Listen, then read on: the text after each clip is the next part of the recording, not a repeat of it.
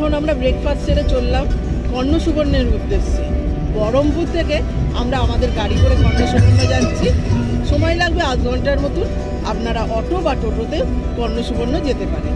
চলুন কর্ণসুবর্ণ ঘুরে আসি, কর্ণসুবর্ণে গিয়ে দেখি কি কি আছে, আপনাদেরও দেখাবো। মুর্শিদাবাদ এই একটি নাম জড়িত রয়েছে ইতিহাসের পরতে পরতে। রয়েছে বহু নিদর্শন। শুধু বাংলার রাজধানী হিসেবে নয়, বৌদ্ধ যুগেও এই স্থানের গুরুত্ব ছিল অপরিসীম। একসময় রক্তমৃত্তিকা মহাবিহারের ধ্বংসাবশেষ রয়েছে এই জেলায়। খ্রিস্টীয় 7ম শতকে বাংলার স্বাধীন রাজা শশাঙ্কের রাজধানী ছিল এই কর্ণসুবর্ণতে। এই হচ্ছে শশাঙ্কের রাজধানী কর্ণসুবর্ণ। আজ আর রাজধানী কিছুই নেই অবশিষ্ট, তবু যেটুকুনি আছে তার মধ্যে আমরা রাজধানীর স্মৃতি যেন খুঁজে পাচ্ছি। হিউয়েন সাংয়ের লেখাতেও কর্ণসুবর্ণের উল্লেখ পাওয়া যায়। বাংলার প্রথম সম্রাট ছিলেন শশাঙ্ক। 590 থেকে 625 খ্রিস্টাব্দের মধ্যে তিনি রাজত্ব তৈরি করেছিলেন। আর সেই শশাঙ্কের রাজধানী ছিল কর্ণসুবর্ণ। অর্থাৎ কর্ণসুবর্ণ হয়ে উঠেছিল স্বাধীন ঐক্যবদ্ধ বাংলার প্রথম রাজধানী। এখনকার সময়ে মুর্শিদাবাদ জেলার কানসোনা গ্রামই প্রাচীন যুগের কর্ণসুবর্ণ।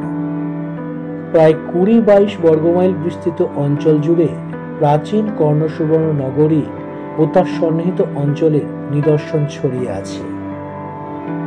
খনন কার্যের ফলে 5টি স্তরে খ্রিস্টীয় 2য় শতাব্দী থেকে 8ম, 9ম শতাব্দী পর্যন্ত সুদীর্ঘকালের নানা নিদর্শন পাওয়া গিয়েছে।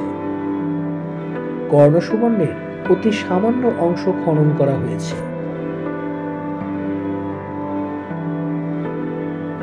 বাংলার প্রথম স্বাধীন শাসক শশাঙ্কের রাজধানী আজ এরকম ধ্বংসস্তূপে পড়ে রয়েছে।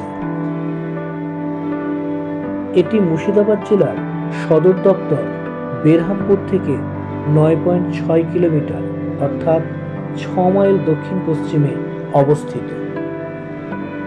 হিউয়েন সাংয়ের লেখা থেকে আমরা কর্ণসুবর্ণের জনগণের ধর্মীয় জীবন সম্পর্কে একটা ধারণা পাই। বিভিন্ন ধর্মাবলম্বী মানুষ এখানে বসবাস করতেন। এখানে বৌদ্ধ ধর্ম যে সমৃদ্ধ অবস্থায় ছিল তার যথেষ্ট প্রমাণ হলো যে কর্ণসুবর্ণের নিকটেই অবস্থিত ছিল বিশাল ও বিখ্যাত মহাবিহারটি। বৌদ্ধ মঠ ছাড়াও এখানে 50টি দেবদেবীর মন্দির ছিল। আশা করি আপনাদের এই ভিডিওটি খুবই ভালো লাগলো। তা এই কর্ণসুবর্ণতে আপনাকে আসতে হলে আপনাকে বহরমপুর থেকে টোটো বা অটো করলেই আপনি কর্ণসুবর্ণ পৌঁছে যাবেন।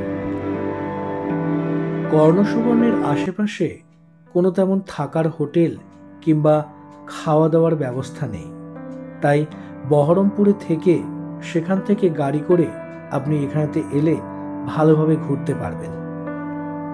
আমাদের এই ছোট্ট প্রয়াসটি যদি আপনাদের ভালো লেগে থাকে তাহলে চ্যানেলটিকে সাবস্ক্রাইব করে আমাদের সঙ্গে থাকতে ভুলবেন না যেন।